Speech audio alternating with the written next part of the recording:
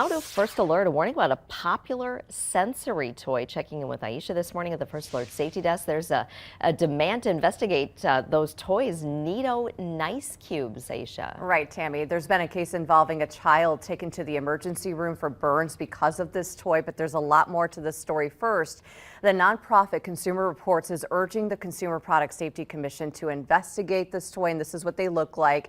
It's a sensory toy. It's filled with gel-like substance, and Consumer Reports says a 7-year-old girl reportedly followed a social media trend to make the Nee Doh Nice Cube more malleable. The trend involves freezing the toy, then putting it into the microwave. The cube exploded in that case. It exploded in her face. Consumer Reports says she was taken to the hospital and put in a medically induced coma. There have been other complaints on the Consumer Product Safety Commission's saferproducts.gov website, a government website, other kids playing with the cubes as intended, but the toys broke in those cases. The complaints say the children suffered chemical burns from this gel-like substance that's inside these toys. CPSC has not commented on the call for investigations, but Chilling, the Nee Doh Nice Cube's parent company, sending our partner station this statement right here.